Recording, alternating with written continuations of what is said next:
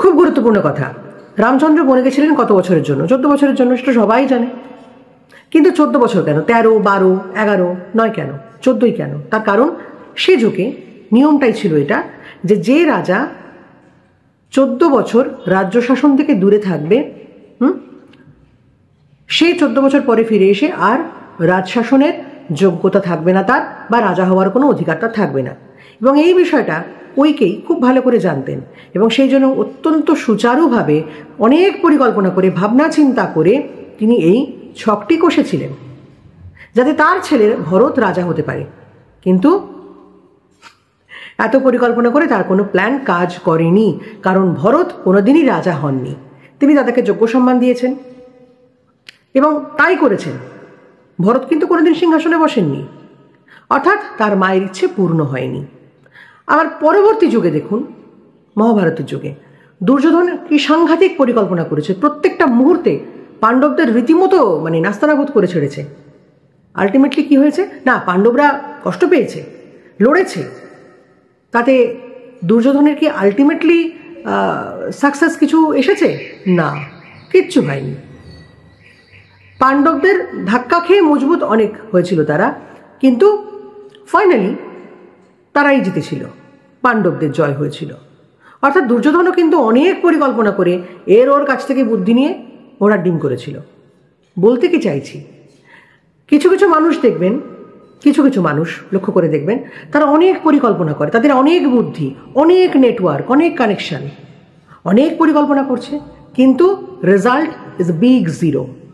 তারা ভাবে কি, না না ঠিক দিকে এগোচ্ছি, পারফেক্ট আছে, কারণ অন্য কাউকে ধাক্কা দিয়ে, কষ্ট দিয়ে সে খুব এনজয় করছে, ভাবছে ঠিক আছে জিতে যাব।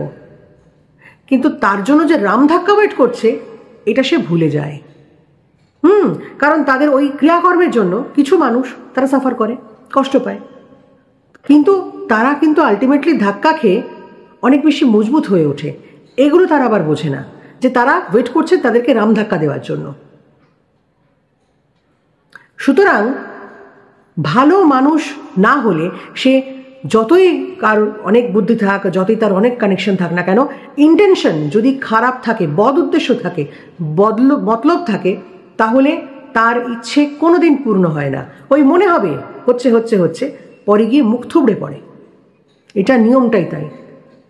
চারপাশের পরিস্থিতি দেখুন, বুঝতে পারবেন। কেউ একটু তাড়াতাড়ি মুখ থুবড়ে পড়ে, কারোর একটু থোবড়াতে দেরি হয়। এই হচ্ছে ঘটনা। সুতরাং আগে ইন্টেনশনটা পিওর রাখতে হবে। উদ্দেশ্য থাকে যদি মানুষের ক্ষতি করা, কাউকে অপমান করা অকারণে, কাউকে খোঁচা মারা, বসে বসে শুধু এই কাজটাই পারি আমি, আর কিছু পারি না, তাহলে কোনো টেকনিক, কোনো টোটকা, কোনো মন্ত্র কিছু কাজ করবে না। সব ওই তলানির দিকেই যাবে। তখন হাহুতাশ করে ঘুরে বেড়ানো ছাড়া কিচ্ছু থাকবে না। কারণ অন্যের ক্ষতি চাইতে গেলে আলটিমেটলি নিজেরই ক্ষতি হয় সব থেকে বেশি। ওই যে বললাম, কাউকে ধাক্কা দিতে গেলে রাম ধাক্কাটা যে কি সাংঘাতিক ওয়েট করে সেটা তারা ভুলে যায়। ইনফ্যাক্ট রাম ধাক্কাটা যে খাচ্ছে তাকে দেখেও বেশ ভালো লাগে, আর রাম ধাক্কা যদি কাউকে দেওয়া যায় সেটা আরও মজা। সময় দিয়ে দেয়, আর কিছু না।